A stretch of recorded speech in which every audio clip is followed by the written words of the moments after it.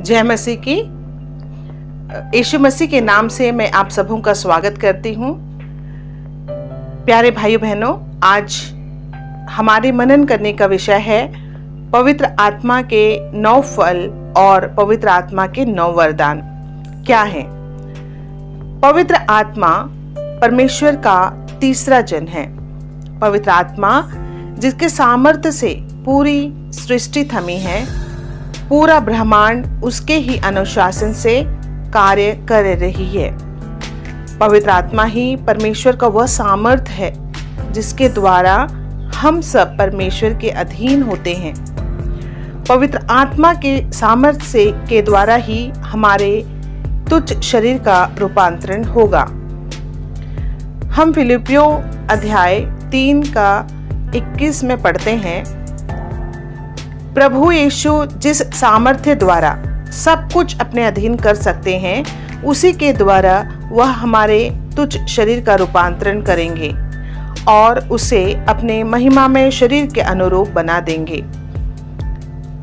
तो प्रिय भाइयों बहनों, हम ये विश्वास करते हैं कि पवित्र आत्मा ही के सामर्थ्य के द्वारा ही हमारा यह शरीर यीशु मसीह के आगमन के दिन में महिमान्वित किया जाएगा। जिस तरह से यीशु का शरीर को तीसरे दिन मृतकों में से जी उठकर उन्होंने अपने आप को महिमान्वित किया, पवित्र आत्मा के सामर्थ्य के द्वारा पिता ने उन्हें उसे जो है महिमान्वित किया, उसी तरह हमारे शरीर को भी महिमान्वित किया जाएगा जब यीशु के प्रकट होने के दिन। तो ये तभी संभव होगा जब पवित्र आत्मा का सामर्थ्य हमारे अंदर होगा, तभी यह संभव हो पाएगा। अब हम यह जानेंगे कि पवित्र आत्मा कौन है। पवित्र आत्मा एक व्यक्ति है और सर्वशक्तिमान जीवित परमेश्वर की शक्ति का प्रसव रूप है, जिसमें एक आत्मा विद्यमान है। अर्थात हम यूं कहें कि परमेश्वर की शक्ति जो परमेश्वर से प्रसरित हो रही है, वह पवित्र आत्मा है। यह सर्वशक्तिमान की महिमा का परिशुद्ध प्रदीप्ति है, अर्थात यह शुद्ध से भी शुद्ध है और अति पवित्र, इसलिए कोई अशुद्धता उसमें प्रवेश नहीं कर पाती। वह शाश्वत ज्योति अर्थात प्रभु यीशु का प्रतिबिंब या रिफ्लेक्शन है, परमेश्वर की सक्रियता का परिशुद्ध दर्पण और उसकी भलाई का प्रतिरूप है। वह अकेले होते हुए भी सब कुछ कर सकती है। वह अपरिवर्तनीय होते हुए भी सब कुछ को नया या नवीन बनाती रहती है। तो यह पीढ़ी दर पीढ़ी जीव आत्माओं में प्रवेश कर उन्हें परमेश्वर के मित्र और नबी बनाती है, क्योंकि परमेश्वर उसी को प्यार करता है जो इसके साथ निवास करता है। हम इसे वचन में देखते हैं कि ईश्वर के मन की था कौन ले सकता है, कौन ईश्वर की इच्छा जान सकता है। वचन हमें आगे कहता है, यदि तूने प्रज्ञा का वरदान नहीं दिया होता और अपने पवित्र आत्मा को नहीं भेजा होता तो तेरी इच्छा कौन जान पाता। प्राचीन काल से ही नबी तथा भविष्यवक्ता आज हम लोगों को मिलने वाली अनुग्रह की भविष्यवाणी की थी। उनमें मसीह का आत्मा अर्थात पवित्र आत्मा विद्यमान था, जिससे प्रेरित होकर उन्होंने बड़ी बड़ी भविष्यवाणियां की थी। उन्होंने पवित्र आत्मा से प्रेरित होकर भविष्य में घटने वाली घटनाओं का सटीक और सही अनुमान लगाया। उन घटनाओं को वे अपनी आंखों से जिसे वे देखना चाहते थे। पवित्र आत्मा स्वयं जीवित परमेश्वर की इच्छा, उसका मन और एक तरह से यूं कहें कि उसका दिल है, और यदि वह हम में निवास करता है तो वह हमें परमेश्वर की इच्छा के अनुरूप जीवन जीने को कहेगा। और यदि वह हम में नहीं है तो हम एक तरह से कह सकते हैं कि हम में कोई जीवन नहीं है। हम जीवित तो हैं, लेकिन हम में जीवन नहीं। अब हम देखेंगे कि पवित्र आत्मा हमें क्यों चाहिए या यह हमें कैसे प्राप्त हो सकता है। पवित्र वचन हमें बताता है कि कौन परमेश्वर के मन को जान पाया है। परमेश्वर का आत्मा, पवित्र आत्मा जो हम में भी विद्यमान है, वे ही परमेश्वर के गुप्त रहस्य को हम पर प्रकट करता है, ताकि हम ईश्वर के वरदान पहचान सके। जब हम अपनी इच्छा या अपनी मर्जी से जीवन जीते हैं, तब उस जीवन में कोई अनुशासन नहीं होता। हम सांसारिक जीवन में सही चल रहे प्रतीत होते हैं, लेकिन आत्मिक जीवन के लिए यह बहुत घातक होता है। प्यारे भाई और बहनों, इसे हम इस प्रकार देख सकते हैं कि बिना पवित्र आत्मा के जीवन अर्थात बिना प्राण का शरीर, बिना प्राण का शरीर जीवित नहीं रहता। उसी प्रकार पवित्र आत्मा का हमारा भी के बिना हमारा भी आत्मा जीवित नहीं रहेगा। वह मरे हुए के समान है। हम शरीर में तो जीवित हैं, लेकिन हम आत्मा में मरे हुए के समान हैं। इसलिए प्यारे भाई बहनों, हमें पवित्र आत्मा हमें दिया गया है एक सहायक के तौर पर, ताकि हमारी आत्मा को परमेश्वर की इच्छा में बढ़ाने के लिए हम परमेश्वर की इच्छा के अनुसार अपनी आत्मा को आगे बढ़ा पाएं। जब हम शरीर में मरे तो पवित्र आत्मा द्वारा फिर से हम जिलाए जाएं अनंत काल के लिए। यही परमेश्वर की इच्छा है। प्यारे भाइयों और बहनों, भ्रम में ना रहें, लेकिन हर एक बातों को परखें, जानें कि आत्मा कलीसियाओं से क्या कहता है। कुछ लोगों ने तो अब तक मसीह जीवन की शुरुआत भी नहीं की है। वे समझते हैं हमारे पास रोटी है, कपड़ा है, मकान है, बैंक बैलेंस है, सभी तरह की सुख सुविधाएं हैं, नौकरी है, और जो है वे इससे समझते हैं कि ये सब परमेश्वर की आशीष है। लेकिन परमेश्वर इससे प्रसन्न नहीं होता। आज हम बहुत से पास्टरों को कहते हुए सुनते हैं कि परमेश्वर आपको ये आशीष दे रहा है या जो है वह आशीष दे रहा है। तो ऐसे प्रचार से लोग इस जीवन के चीज़ों को बटोरने में लग जाते हैं। तो इस तरह के प्रचार से पवित्र आत्मा दुखित होता है, क्योंकि इस तरह के प्रचार से कलीसिया यीशु मसीह के दूसरे आगमन के लिए तैयार नहीं हो पा रही है, और वे जो है इस 70 साल की जिंदगी में ही व्यस्त हो जाती है। परमेश्वर चाहता है कि प्रत्येक मनुष्य पश्चाताप करे और पवित्र आत्मा को ग्रहण करे, क्योंकि वचन हमें बताता है धन्य और पवित्र वे हैं जो अपने वस्त्र धोते हैं, अर्थात पश्चाताप करके अपने आप को शुद्ध और पवित्र करते हैं। तो इसमें से हम ऐसे दो बातों को देखेंगे जो हमें यीशु के दूसरे आगमन के लिए हमें तैयार करता है। पहला है पवित्र आत्मा के 9 फल। गलाती 5:22 हमें बताती है, परंतु आत्मा के फल हैं प्रेम, आनंद, शांति, सहनशीलता, मिलनसारी, दयालुता, ईमानदारी, सौम्यता और संयम। और वचन हमें आगे बताता है कि इसके विरुद्ध कोई विधि नहीं है। अब हम पहले देखेंगे कि पवित्र आत्मा के फल हैं क्या। पवित्र आत्मा के फल हम एक उदाहरण के द्वारा हम समझेंगे। जब एक बीज को हम मिट्टी में बोते हैं तो उसे जो है मिट्टी में उसको हम जब बोते हैं तो उसको पानी देते हैं, खाद देते हैं, और वह धीरे धीरे जो है वो अंकुरित होने लगता है और वह धीरे धीरे बड़ा होने लगता है। अब जब बड़ा होता है तो उसमें फल लगते हैं, और हम इन्हीं फलों के द्वारा जो है हम पहचानते हैं कि यह किस तरह का पेड़ होगा।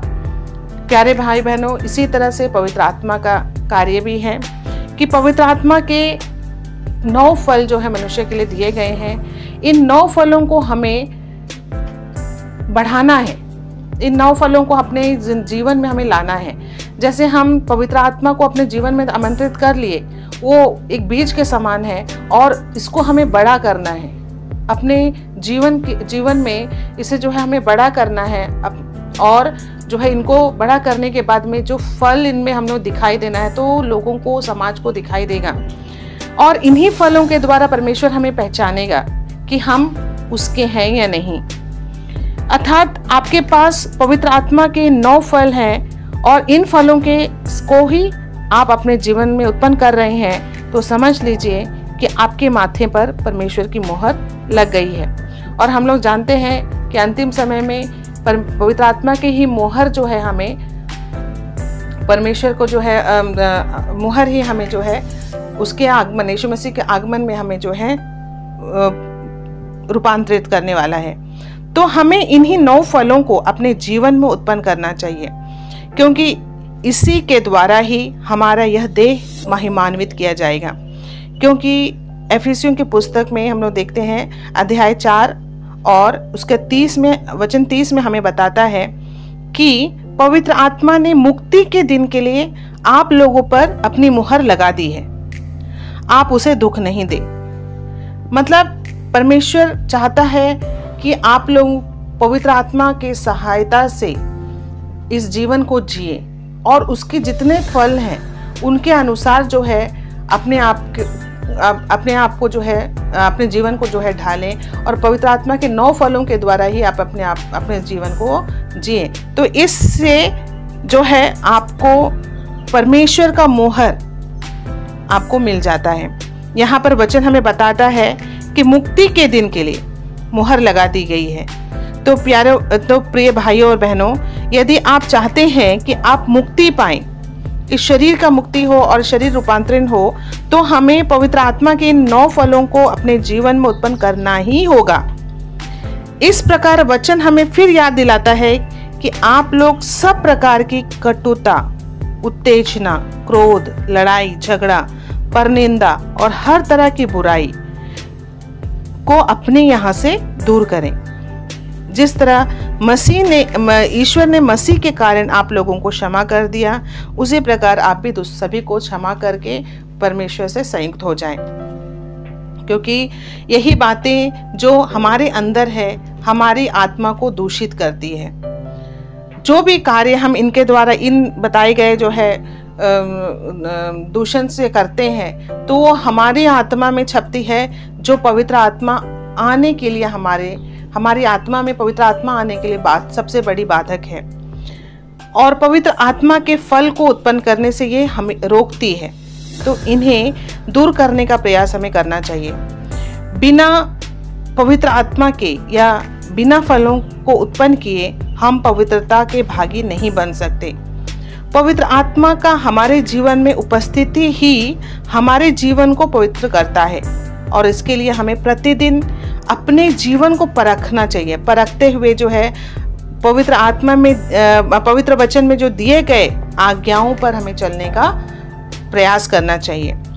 यदि हमारे जीवन में किसी के प्रति बहुत ज़्यादा लगाव है, या हम कोई भी चीज़ को बहुत ज़्यादा चाहते हैं, जैसे पैसे के प्रति हमारा बहुत लगाव है, या घर जायदाद है, धन संपत्ति है, बच्चे हैं, या जीविका का घमंड हमारे पास है, या मूर्ति, ये जो है ये सारी चीज़ें, ये सारी संसारिक जो चीज़ें हैं, ये हमारे लिए एक मूर्ति पूजा के समान है। क्योंकि जब हम किसी को परमेश्वर से ज़्यादा चाहने लगते हैं, जब हम ऐसा लगता है कि नहीं वो मेरे लिए बहुत, उसके बगैर मेरा जीवन चल ही नहीं सकता, अगर हम ऐसे अगर अपने आप को बताते हैं, तो ये हमारे लिए मूर्ति पूजक बन जाता है। पुराने समय में हम लोग देखते थे कि परमेश्वर मूर्ति पूजक ही था, जिससे वो परमेश्वर जो बहुत ज़्यादा घृणा करता था, और वो जो है इससे को जो है अपने जाति से, इस्राएली जाति से हटाने के लिए वह तलवार, अकाल और महामारी भेजा था।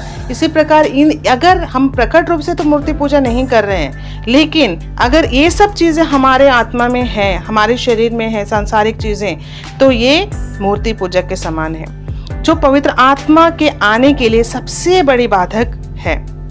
वचन हमें आगे बतलाता है कि लोभ की चर्चा, जैसे पैसे के प्रति बहुत आसक्त होना, कभी कभी हम लोग बातचीत करते हैं, हम लोग फायदे की बातें करते हैं, अपने जो है लाभ की बातें करते हैं, जैसे फिक्स डिपॉजिट करो, या ये इस बैंक में हमें इतना इंटरेस्ट मिलेगा, या यहाँ पर इतने सालों के बाद हमें इतना इनकम होगा। तो ये सारी चीज़ें जो है हम जो बातें करते हैं, लोभ की चर्चा जब हम करते हैं तो इससे भी जो है पवित्र आत्मा दुखित होता है। इसके अतिरिक्त व्याविचार, जो आज का आधुनिक समय के सबसे बड़े पापों में से गिना जाता है, और जो आज के जो है मॉडर्न जनरेशन के शब्दों में हम इसे लिविंग रिलेशन भी कह सकते हैं। तो इस तरह की अशुद्धता से जो है परमेश्वर का आत्मा जो है दुखित होता है, और वह आप में नहीं आ पाता या ठहर नहीं पाता। और चाहे आप सोच से करो या बातों से इस तरह की गंदगी आपके यहाँ आओ, या तो आती हैं हो, या तो इंटरनेट के माध्यम से जब आप प्रॉन वीडियो और दूसरी गंदगी चीज़ें देखते हैं, तो ये सारी चीज़ें जो है हमारे मन को, हमारी आत्मा को, हमारे शरीर को दूषित करती हैं।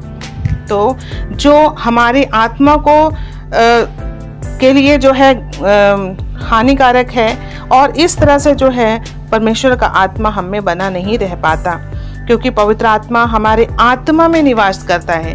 वचन में हम आगे देखते हैं कि भद्दी और मूर्खतापूर्ण बातचीत, जैसा हम फालतू में हम बात करते, किसी के बारे में भी हम लोग बात कर लेते हैं, संसारिक बातचीत जैसे गंदे मजाक, और जो है हम लोग जो है जो ऐसी बातें करते हैं जो बिना अर्थ के हैं, निरर्थक हैं।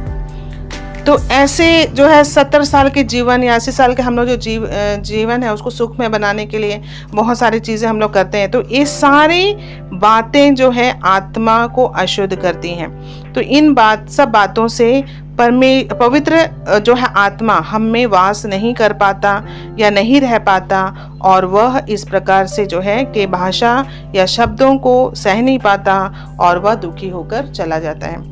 तो यहाँ पर हम देखेंगे कि आदम ने जब पाप किया, आदम ने जो है आज्ञा नहीं मानी, और जब उसने पाप किया तो उनको जो पवित्र आत्मा, जो परमेश्वर का आत्मा दिया गया था, इसीलिए वो महिमा में शरीर में था। और इससे जो हुआ क्या कि जब उनमें गंदगी आई, उनका आत्मा दूषित हुआ, तो वह पवित्र आत्मा जो है उनके अंदर मतलब वहाँ उसको छोड़कर चला गया। मतलब आत्मिक दृष्टि से उसकी मृत्यु हो गई। वह शारीरिक दृष्टि से तो वह शारीरिक दृष्टि से जीवित है, लेकिन आत्मिक दृष्टि से वह उसकी मृत्यु हो गई। अर्थात पवित्र आत्मा, मैंने पहले ही बताया कि पवित्र आत्मा जिस आत्मा में नहीं है, जिसके पास पवित्र आत्मा नहीं है, वह मरे के समान है। तो वह जो है उसकी शारीरिक जो है वो जीवित था, शारीरिक अवस्था में तो जीवित था, लेकिन आत्मिक दृष्टि से वो मरे के समान हो गया था और आत्मा में वह मर गया। तो इस प्रकार वह मतलब परमेश्वर का आत्मा दुखित होकर अगर छोड़कर हमें चला जाता है, तो हमारा जीवन भी इसी प्रकार मरे हुए के समान हो जाता है।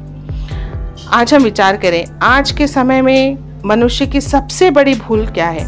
आज सबसे बड़ी भूल यह है कि वह इन दोनों चीज़ों को बैलेंस बना कर रखना चाहता है, सांसारिकता को भी और आत्मिकता को भी, आध्यात्मिकता को भी, दोनों को वो रखना चाहता है। मतलब चाहता है कि संसार की जितनी भी चीज़ें हों, धन दौलत, जितनी भी अच्छी चीज़ें, सबका उसको भोग करें, सब चीज़ का रखे, और जो है वह आध्यात्मिक भी रहे, मतलब परमेश्वर से मिलने वाले वरदान और जो है फल भी उनके साथ रहे, जो किसी भी तरह से मुमकिन नहीं है। ये हमारी सबसे बड़ी मूर्खता है। अगर हम यदि ऐसा सोचते हैं, यदि पवित्र आत्मा आपके जीवन में है, तो सांसारिक चीज़ें आपके अंदर नहीं होंगी, और यदि सांसारिक चीज़ें आपके अंदर हैं, तो पवित्र आत्मा आपके अंदर नहीं होगी। तो इसलिए हमें सतर्क होकर अपना जीवन जीना चाहिए। प्यारे भाई और बहनों, यह हमें परखने की ज़रूरत है। अपने आप को हम परख कर देखें कि हमारा जीवन किन चीज़ों से भरा है, सांसारिकता से भरा है या आध्यात्मिकता से।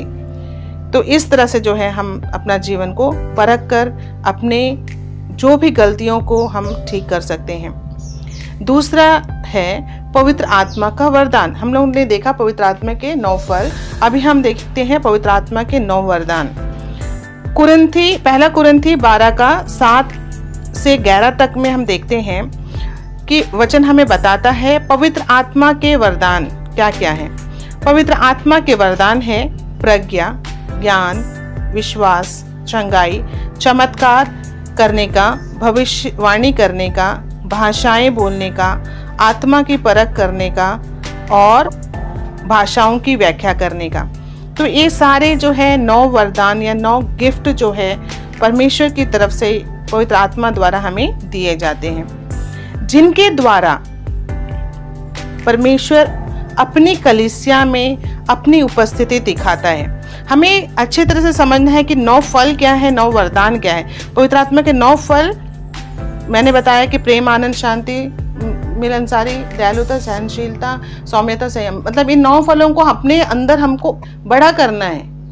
अगर हम जो है किसी को देखकर मैं प्रेम नहीं कर सकती, लेकिन पवित्र आत्मा से हमें मांगना है वो अनुग्रह कि प्रभु पवित्र आत्मा हमें वो अनुग्रह दीजिए ताकि मैं अपने इन फलों को जो है अपने स्वभाव में ला सकूं, अपने आचरण में ला सकूं।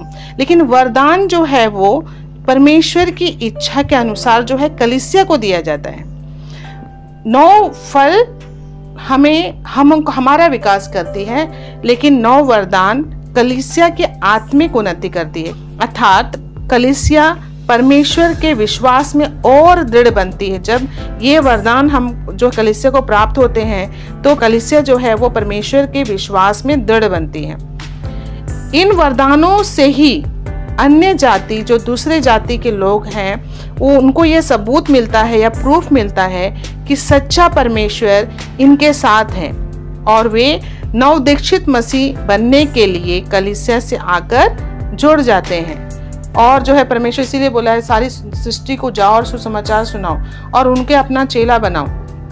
तो अगर ये वरदान हमारे साथ होंगे तो हमें सुसमाचार प्रचार के लिए और भी आसानी होती है, और भी हम जो है अपना प्रूफ के माध्यम से जो है उनको अच्छी तरीके से समझा सकते हैं और उनका विश्वास को बढ़ा सकते हैं। इस तरह से जो है सच्चे परमेश्वर के पास उनको ला सकते हैं। एक ही आत्मा द्वारा अर्थात पवित्र आत्मा के द्वारा यह सब किया जाता है। वह अपनी इच्छा के अनुसार प्रत्येक को अलग अलग तरह से वरदान देता है। यहाँ पर स्पष्ट है कि पवित्र आत्मा अपनी इच्छा से जरूरत के अनुसार अलग अलग लोगों को जो है अपने वरदान देता है। यदि मैं चाहूं कि मुझे चंगाई का ही वरदान मिले, यदि मैं चाहूं कि मुझे जो है भविष्यवाणी का ही वरदान मिले, तो यह जो है हमारी इच्छा पर नहीं बल्कि पवित्र आत्मा की इच्छा पर यह निर्भर होता है, जो हमें अवसर के अनुकूल जरूरत के हिसाब से हमें वरदान देता है। आज ज्यादातर मसीह को लोगों को हम देखते हैं कि 2 वरदान के पीछे ज्यादा भाग रहे हैं, जैसे भविष्यवाणी का और चंगाई का। पर वे सोचते हैं कि हमारी इच्छा से बस हमें मिल गया, बस हम मतलब यही 2 वरदान। लेकिन परमेश्वर के 9 वरदान जो उनकी इच्छा के अनुसार जो है हम लोगों को समय समय पर दिए जाते हैं। यहाँ पर हम कुछ जो है ऐसा देखते हैं कुछ लोगों को कि मीटिंग्स करते हैं, कुछ सभा या अटेंड करते हैं और अपने जो है 2 दिन 4 दिन अपने लोगों के साथ आके बैठते हैं और जो है क्रूसेड में भाग लेते हैं, वचन पढ़ते हैं और ये करते हैं और सोचते हैं अपने आप को कि नहीं मेरे को ये वरदान मिल गया, वो वरदान मिल गया, या मेरा पीना छूट गया, या तो मुझे चंगाई मिल गई और मुझे जो है वरदान, मुझे भी वो तरह का वरदान मिल गया।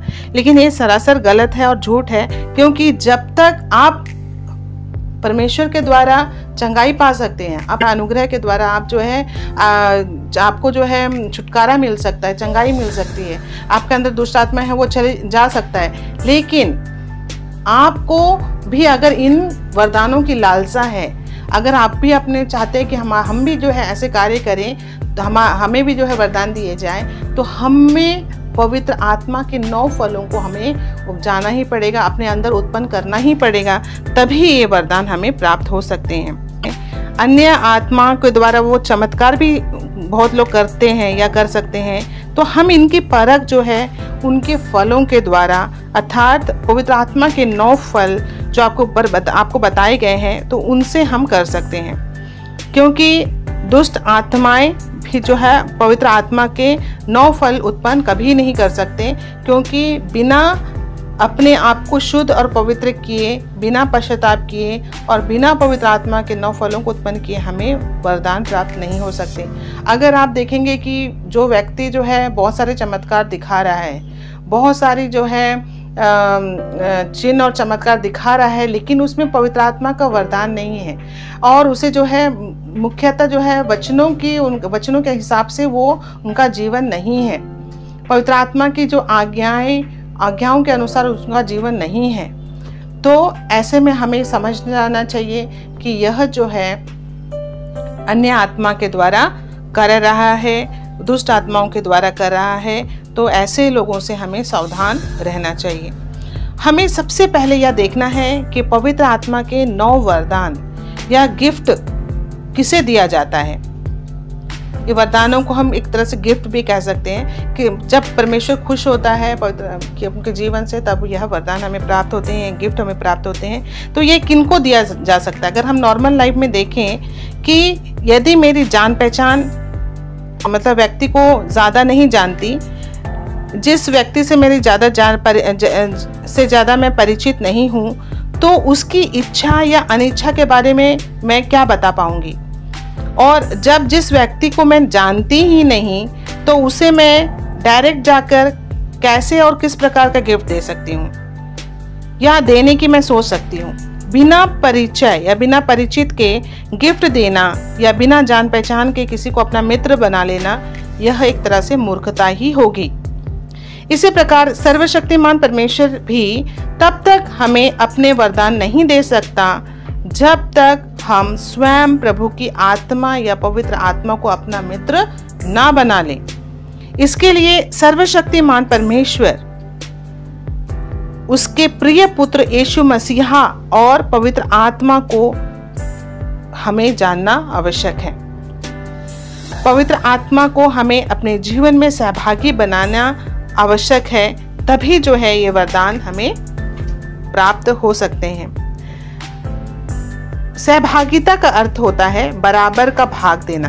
जो हमें जो है उसे अपने जीवन में पूरा जो है मालिक बनाना होगा। इसे हम हमारे पवित्र वचन 2 कुरिन्थी 13:13 से जानते हैं कि प्रभु ईसा मसीह का अनुग्रह, ईश्वर का प्रेम तथा पवित्र आत्मा की सहभागिता आप सबको प्राप्त हो। तो यहाँ पर कहा है पवित्र आत्मा की सहभागिता, मतलब उन पवित्र आत्मा का सहभागी हमारे जीवन में होना है। यहाँ पर वचन हमें पवित्र आत्मा को हम प्रत्येक के जीवन का सहभागी बनाने को कह रहा है। यदि हम पवित्र आत्मा को अपने जीवन में आमंत्रित करते हैं, उसे अपना मित्र बनाते हैं, तो वह अपनी इच्छा के अनुसार हमें हमारी ज़रूरत के अनुसार वरदान देते हैं।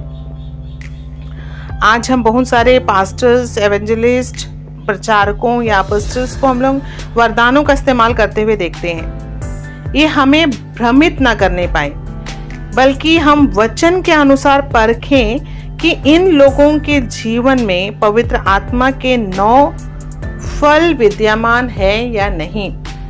देखिए, वरदान देना परमेश्वर की इच्छा पर निर्भर है, लेकिन 9 फल उत्पन्न करना वो हमारी इच्छा पर है। अगर हम ऐसा चाहते हैं कि नहीं, हमें भी यीशु मसीह के दूसरे आगमन में हम उसके साथ जाएं, तो हमें अपने जीवन में पवित्र आत्मा के 9 फलों को उत्पन्न करना आवश्यक है।